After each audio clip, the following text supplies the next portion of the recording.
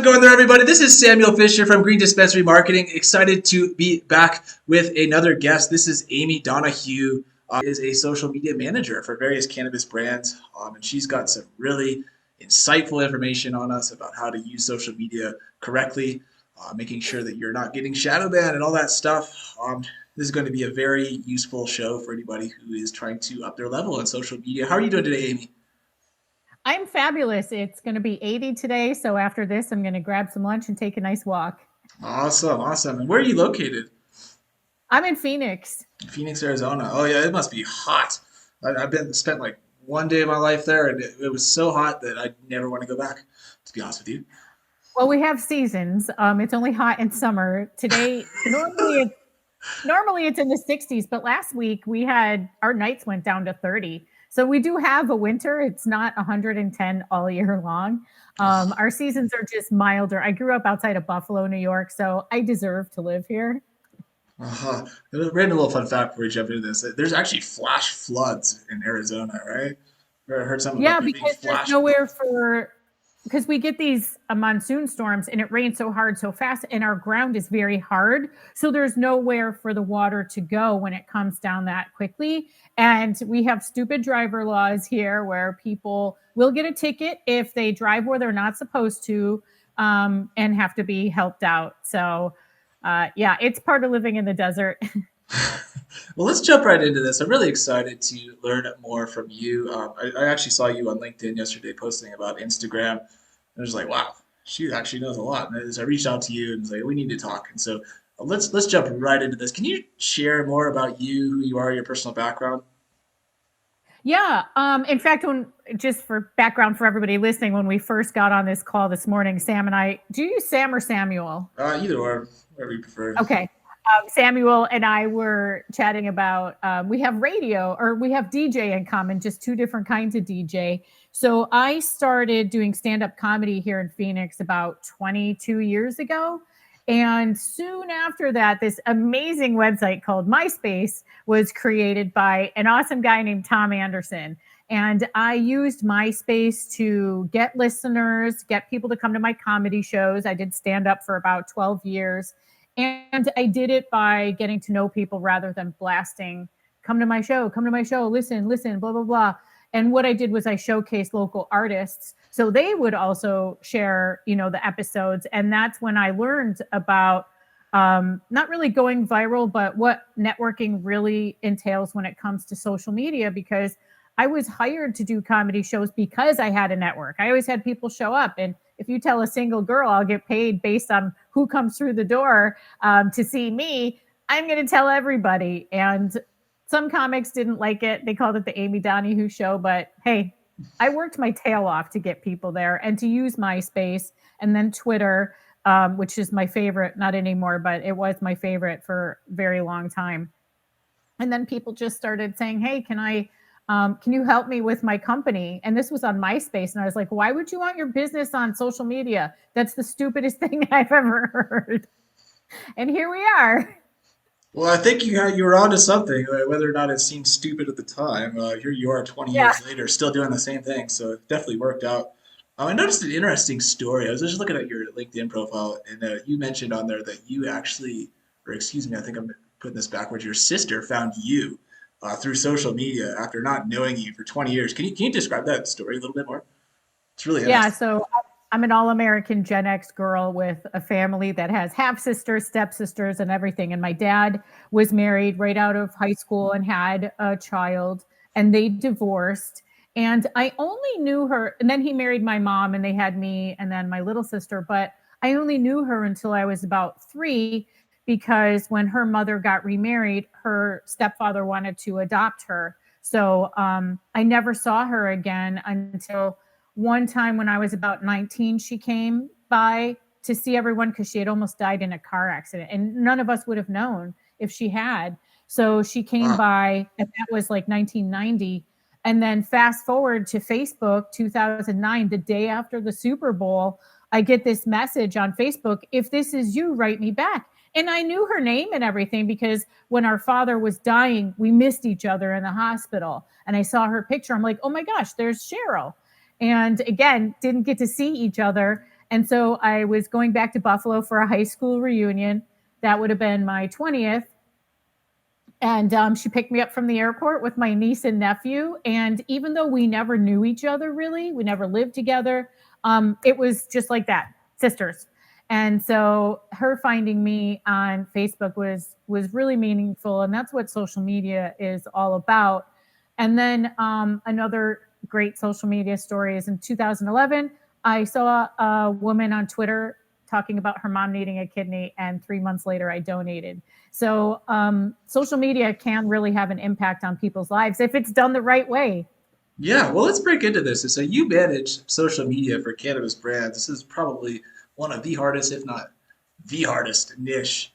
And so, can It you is. talk about why you switched into cannabis as opposed to any other niche you had available? You know, you said you have people running to you asking to manage your business. Why go to cannabis? Well, I was managing car dealerships and commercial real estate. And then after my kidney donation, I'm actually a sober person as well. At the time, I'd been sober from alcohol for 8 years. But Congrats. after the kidney donation, I had to find a way to deal with my chronic pain. Her kidney failure was from ibuprofen for a migraine. She was hospitalized and was given a couple 800 milligram doses of Motrin, and something we've all taken many times in our lives, but it's really not that good for us. So, having to deal with my sobriety and chronic pain, I did a ton of research, and this was 2011, so there wasn't as much out there as there is now. But thankfully, we already had a medical program here in Arizona that I was able to become a part of, and then I was like, I'm in.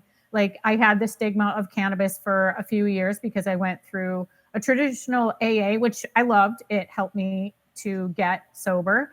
I'm not agreeing with everything they do anymore, but I do believe that there are a lot of great things I got out of it. And one of them was staying sober from alcohol. But then educating myself on cannabis and what it could do for my chronic pain. I was a gymnast, cheerleader, and power lifter all before I was 30. So I was shot physically, and then I discovered cannabis, and it works for me. So that's why I wanted to pivot my business into that.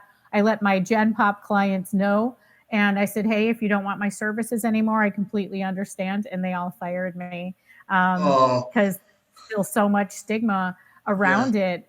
And one of them was a massage therapist, and I was like, why? She didn't even believe in CBD as medicine. So it ended up being okay because who wants to hang out with those kinds of people, right?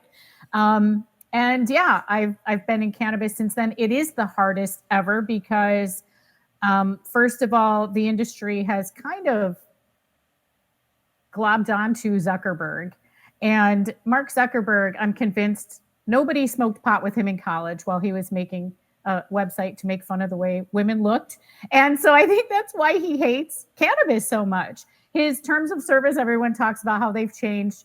No, it's a little too late because his AI has been trained to find our posts on Instagram and Facebook. So it is difficult because of the terms of service, but what makes it even harder is that nobody reads the terms of service except for me. And to me, if you own a business, you need to know this stuff. And when you hit I agree, when you join Facebook or when you join Instagram, that means you agree. Yeah. And if you don't agree with their rules after the fact, then you don't hit I agree and you don't join that network. So I make it a point every 6 months to read the terms of service on both. But it is, like you said, very difficult. Can't use words like cannabis. I see people trying to get under that by spelling cannabis with the at sign instead of using the letter A. And Yeah. to me, Yeah. that's going backwards. To me, that is perpetuating the stigma of cannabis. We're all out there and open, and if you can't do that on a network, don't use that network for your business, or find creative ways to not mention that stuff. Do not use cannabis hashtags. Do not use hemp hashtags. Do not use CBD hashtags. Nothing to do. Well, people don't even know what hashtags are for. Let me tell you that. But there's no reason to use that kind of verbiage when you are putting your brand out there. There are creative ways to get around it, but there's also other networks out there, and I'm kind of tired of the Zuckerberg addiction. Yeah, absolutely. And I think I want kind of going off on a little bit of a tangent here. I think one of the unique skill sets that you have that we can kind of connect on is your history as a DJ, and you know how you know personally how much of an impact you can influence people just being on the microphone, using your voice in the correct tone and that sort of stuff, and also being a comedian. I think I'm curious to hear your thoughts on this. Do you think your history as a DJ and a comedian helped you become a better social media manager? It actually did because I was suspended for a month by the FCC for being naughty on my Well, okay, show. this is We a were story. Let's. we I want to hear were this story. I want to hear this story. we were talking about Dirty Sanchez and glass bottom boats and all that stuff with my intern, Uh, and because it was too sexually explicit, the owner of the station suspended me for a month. And I've always been a rebel. I've always been an activist. My first march, I was like 9 years old for my teachers and their union trying to get more money. But it was because of that that I was like, I didn't even know those rules existed. And that's why I think, as a social media manager in these emerging industries, I also work with CBD, I also work with psychedelics. That made me understand you have to follow the rules and tell me, and let me tell you, I will break every rule in the book that I can. I am a rebel to the core. But when it comes to other people's companies, it's my duty as a social media manager, and I am throwing shade, to read the rules and to understand how it works. Because the post you saw, I think, was me ranting about people are getting paid to do this stuff on Instagram that you're not supposed to. How are yeah. those people getting paid for this? And your investors expect you to hire professionals. Maybe they're not in your budget, but there are ways to negotiate that kind of stuff. But it is crucial in emerging industries, not just for business, but to help break the stigma in society, to do things the right way and hire the right people. And so let's break this down. Let's give some useful content to anybody listening who maybe just can't afford to hire a social media manager. What would be the first thing you do when you go into a social media account for a cannabis? Let's say it's a CBD hemp brand. What's the first thing you will tell them to do usually? Clean it up. Uh-huh. What do you mean by that? Break that down. Well, yeah, if they're posting memes, that's against the terms of service. Read the Huh. rules. Unless you created it, you are not allowed to post anything off the internet on Instagram. And the rules say that you have to own what you post. And that includes stock photos. If you have a stock photo membership, that's okay. But if you're posting Cheech and Chong memes on there that you didn't create, number one, you're already breaking the rules. Number two, that's not professional. Number three, social media is for branding. It's not for selling. So why would you brand your account with someone else's content? It makes no sense. But again, I don't think people really understand social media. It's only been around for 20 years, or they haven't taken the time to. Um, but I think I veered off course a little bit with your question. No, it's The okay. second the second thing I do when I said clean it up, I wasn't joking.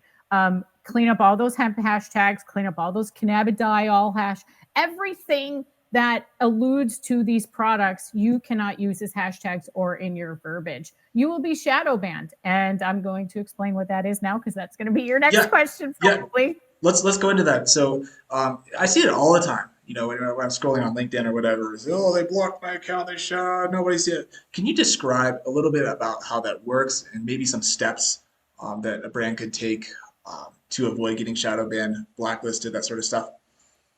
Well, first of all, you do everything that Amy Donohue tells you to do, and you don't do anything that Amy Donohue tells you not to do. But a shadow ban is real. And I spoke with a dispensary in New Jersey in March. They were a referral from my PR partners, and they were shadow banned because cannabis verbiage everywhere. And they weren't being social, like being in the feed, commenting and liking and things like that, which can help you get out from under a shadow ban, is being compliant. We have compliance in the cultivation, we have compliance in packaging, we have compliance in labeling, but it's like nobody gives a shit about compliance in social media when that's your brand's welcome mat. That's the first thing people see often when they hear about your brand is they're scrolling or they see a story shared by somebody else. So a shadow ban is real. The owner of Instagram will say it's not, but I have proof. I mean, I've had posts that were shadow banned, and clearly in the notification said your post will only be seen by followers. And that's basically what a shadow ban means.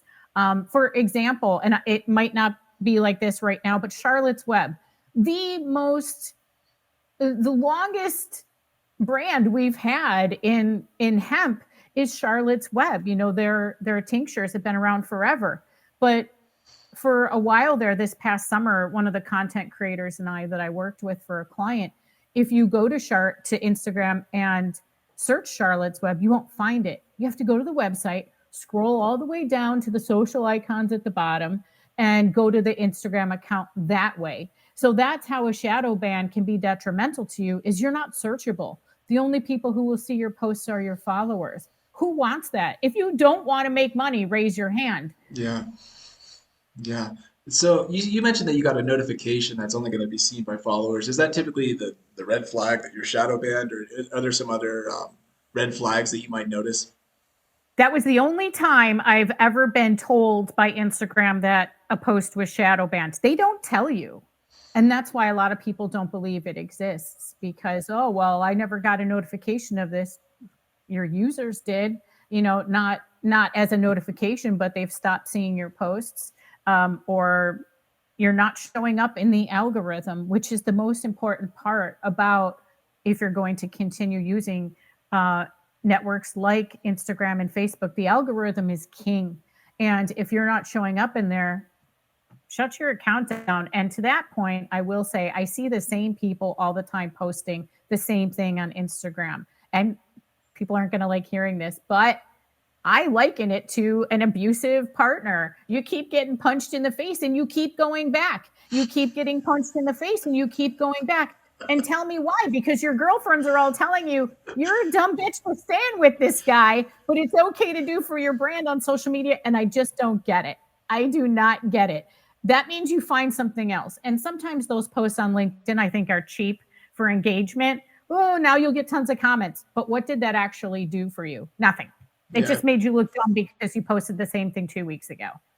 Yeah, interesting. And so I'd love to hear more about the platforms you think are best. But real quick, before we jump into that question, why do you think so many people get shadow banned, deleted? What do you think is the number one, top one or two mistakes that brands make that leads to that? They hire their millennial nephew because he grew up with a phone in his hand. I've lost opportunities with my knowledge and experience just because someone was younger. You have to hire professionals. And I don't want to know that you don't have a budget, because you can find the budget. You can do a raise. You can find where you're spending money that shouldn't be spent. I'm a startup advisor as well. So I will tell people, you don't need to be spending money on that just yet. You might want to tell people you're spending money on that, but that doesn't mean that you need it now. You have to find a way to have professionals. Again, this is your brand's welcome mat. Your investors want you to spend your money wisely. Your investors want you to take care of the money that they gave you. Why are you hiring someone strictly because they have 10,000 followers? That doesn't mean they know how to manage a company on social media. So Absolutely. it is truly 100% hiring a pro. And that's how it should be, because we also help to break the stigma in the industry by educating and not being spammy on social media. We do the practices you're supposed to do in your cultivation. It is just as important to be compliant and mindful on your social media as it is with everything else from seed to sale. Yeah, and so kind of what I'm hearing, to bring our next question here, kind of what I'm hearing is if we're using platforms like Facebook, Instagram, that we really should be focusing on branding rather than trying to get the sale or posting memes or any of that sort of stuff. In addition, I'm really curious to hear your thoughts for platforms that are probably better than Instagram, Facebook, if they exist. Where would you recommend that brands are looking outside of Facebook, Instagram, the big meta platforms? Well, first of all, if you're going to be on Facebook, you should be targeting boomers, because Gen Z is not on Facebook. I can tell you that Yeah, much. yeah, So first you need to know who your target audience is. It's not everybody over 21 who smokes pot. Um, and second of all, where are those people? And I have, up until 2 years ago, Twitter would have been the place that I would have recommended the most. Not only is it great because you don't have to worry about compliance, you can post anything on there. I see boobs and dicks go by my feed all day long. Like, that was one thing I loved about Twitter, was it was the wild, wild west for a yeah, long time. absolutely. And also brand SEO. And every time you tweet, if you know what you're doing, which most people don't, but every time you tweet, that's brand SEO. So when people do Google searches for you, your brand is more likely to show up if you're utilizing before the past 2 years Twitter the right way for your SEO. It doesn't work anymore. There's a lot of reasons for it, but the new owner really didn't understand how businesses utilize Twitter. It's just not useful anymore. And it was shut down for third party API permissions, meaning I can't use a third party software to be able to see analytics and things like that. It's very difficult. But the sleeper, and this drives me nuts, is Reddit, because on Reddit, you don't have to use your real name, which you have to use on Facebook. And there are subreddits, which is like a Facebook group where real, true enthusiasts are talking about cannabis products. And it's everything from THCA, hemp flower, to extracts. There are subreddits for everything. We have a huge one here in Arizona. And that's where the true snobs are. That's where you will see feedback on your brand. And thankfully, we have a few brands here who've created Reddit accounts to be able to see and say, "Oh, sorry for that. Come in today, and we'll replace it." It's part of your customer service, which is also what social media is. So it's utilizing networks out there where the people are. We have Blue Sky now. I've been on there for about 18 months. It has maybe 25 million users right now, so it's not as big, but there are some cannabis brands on there who have jumped on, and you're able to brand yourself. Again, it's not about selling your product on Blue Sky. It's about telling the story of your brand. Who are you? Who's the founder? Why did you do this? Oh, you had epilepsy or scoliosis and you wanted a natural way to be able to heal those issues. Why not go where you're allowed to talk about that? I will never understand the Instagram addiction because I don't have it. As a social media manager, I don't use it personally. Like I'll post once in a while, but it's my job. So it's not fun for me at the end of the day. But if I weren't a social media manager, there's no way I would be on Facebook or Instagram for this. It's not for us, but people are addicted to Instagram, and it's that scrolling addiction. We talk about doom scrolling, but on there it's like nug porn scrolling.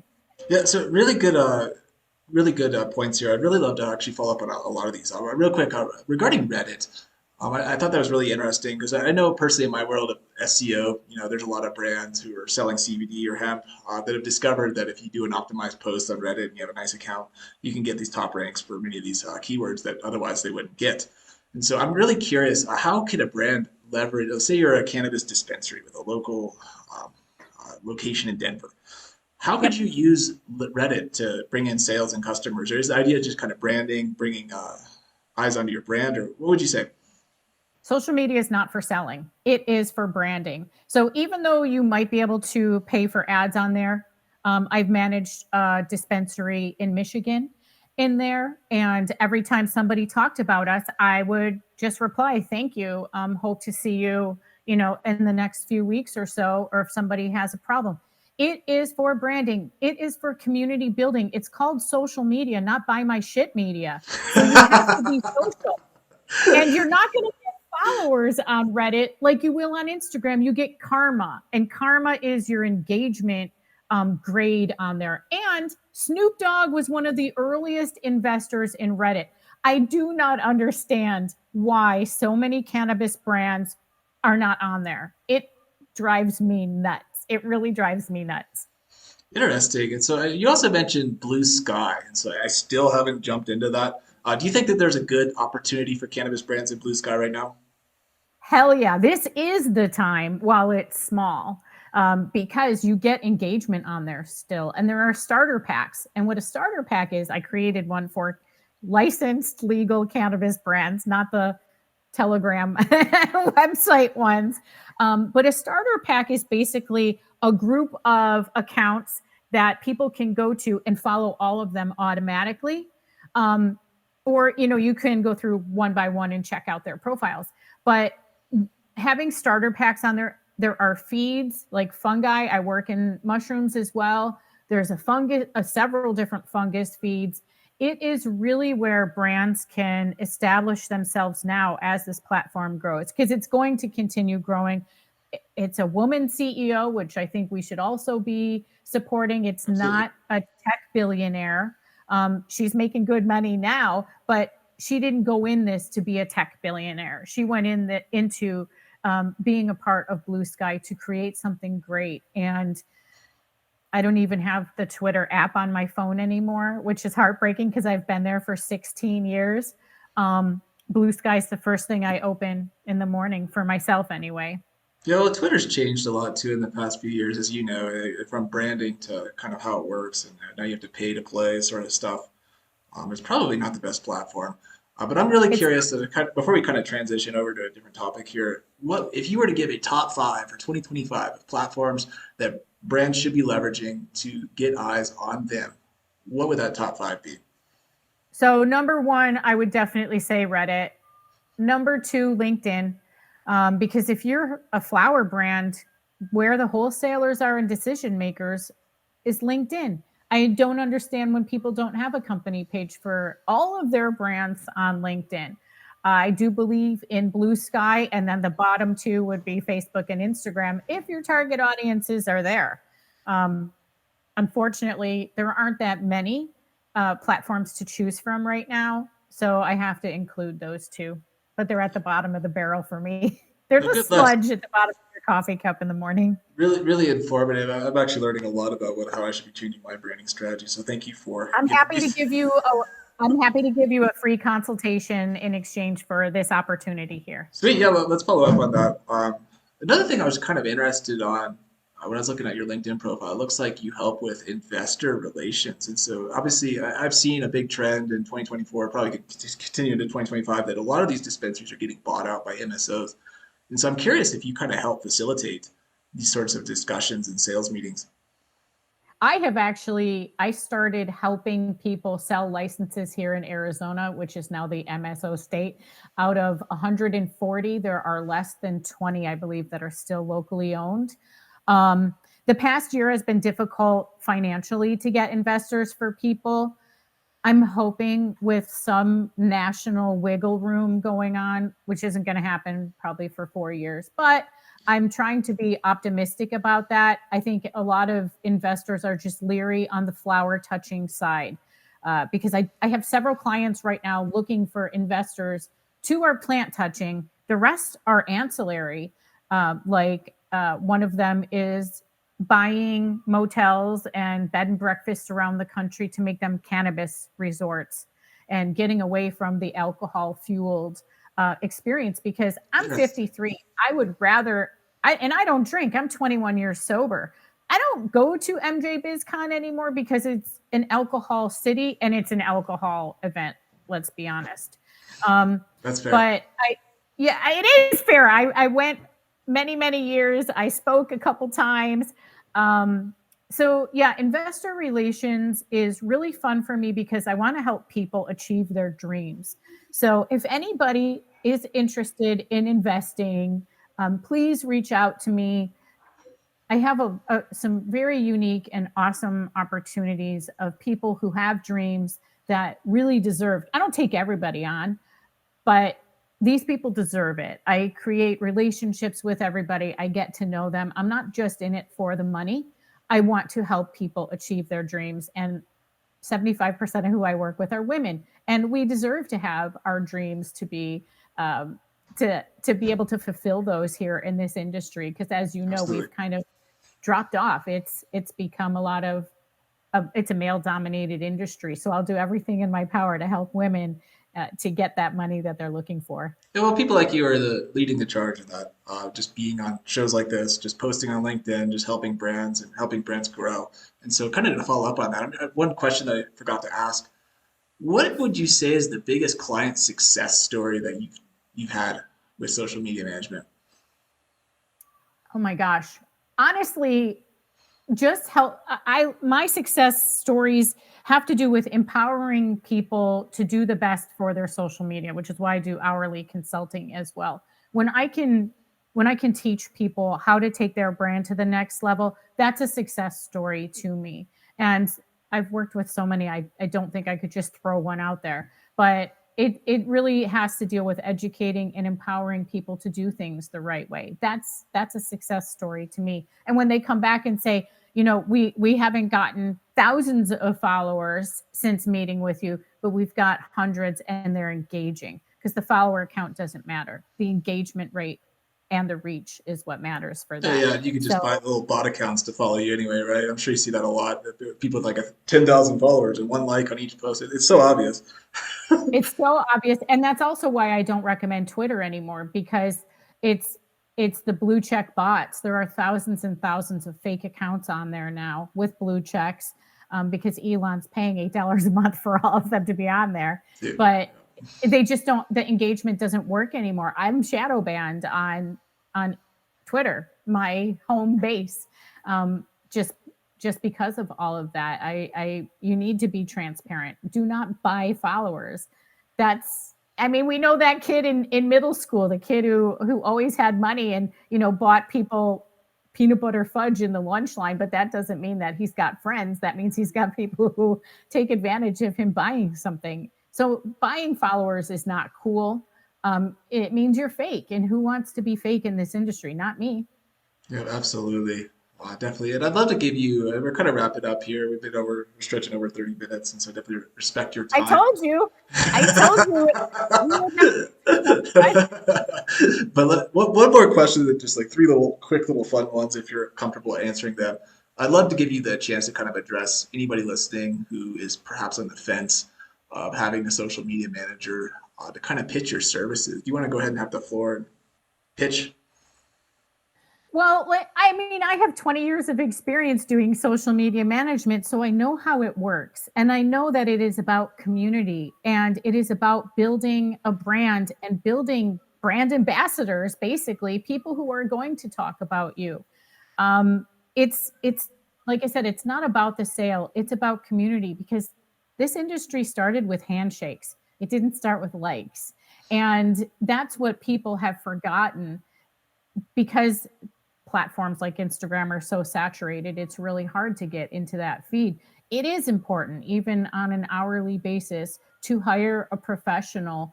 I teach people, social media managers, how to do my job, because I want it done the right way for not just them, not just for their investors, but for the industry. I want us to look good online. I don't want us to, go back to the 70s when it was just the high times and that was it. That's all we had to read about when it came to real enthusiasts. Think outside the box, because this industry is outside the box. Stop using Instagram 24 hours a day. Once again, this is Amy Donohue. I'll make sure to leave all of the information in the description below so you can check her out. Also, check her out on LinkedIn. But thanks again, Amy. Just a few quick questions. You don't have to answer them if you don't want to. But I'm really curious, first of all, about your first time trying cannabis. Oh my gosh, I can tell you exactly when it was. It was Rob Kuzma. I was at a party. It was 1986, 1987, and we were at a party and we were in the back room smoking, and I had never even smoked a cigarette. So he taught me everything, and I believe it was a bong. So my first smoke was a bong hit. But that and LSD were my drugs of choice in high school. Great, So great drugs I of choice. remember very clearly. And then these days, I would imagine, being a little bit older, that you don't really like getting super high. So I know I'm only 32 and I'm starting to get that way. And so I'm really curious about your favorite products when you go to cannabis these days. What kind of products do you use? I'm still a flower girl, and here in Arizona, Alien Labs and Connected, they're actually out of California, but they're here as well. Their flower is the best on the market. It is cured properly and still sticky, which is difficult in an arid climate like this. Like, I mean, Colorado is very dry as well. So the flower can be dry, but I think people rush stuff to market. And even though those are the pricier side of, like, an eighth will be $55, I will pay that just for it being sticky. I'm not even kidding. Like, having sticky weed is my favorite thing in the world. And unfortunately, quality has gone so down with adult use in every state. It always goes down. But pay attention to the cure, people, please, for the love that all is holy. Cure properly. Yeah, great tip. So last question, then we can wrap this up here. Looking into your crystal ball, knowing what Amy Donohue knows, what do you expect for the cannabis industry in 5 years? Well, I would love to see national. I would love to see national decriminalization, Yeah, awesome. and then go into legalization. But that kind of didn't work for New York State very well. It opened too many illicit market dispensaries, which I'm all for everyone having an opportunity, but knowing how hard licensed people work, I'm not a supporter of that. But I would like to see banking. Um, After 13 years in this industry, I still get paid in cash. Yeah, fair Like enough. I will still come out of a dispensary with cash. And it just blows my mind. I mean, I was like, oh, this is kind of cool, back to the old days, but it's not. We have to be able to write things off on our taxes, and just to be able to be looked at as a legitimate industry and business, and not leaving it to the states. We need to have national progress for this industry to thrive, because as you know, right now it's a race to the bottom. People purchase based on price, but people don't have a lot of money right now. So, I mean, it is a double-edged sword, but I just want to see something move on a national level. And in 5 years, maybe that'll happen. Not the next four, but in five. Yeah, we'll see. We'll see. But fingers crossed, definitely. You never know. But thanks again, Amy, for being on. This was really insightful. I learned a lot. So thank you for coming on here, just sharing some of your expertise and knowledge. It's very useful. And definitely wish you all the best. Thank you so much for the opportunity. I appreciate it. Yep. You have a great day.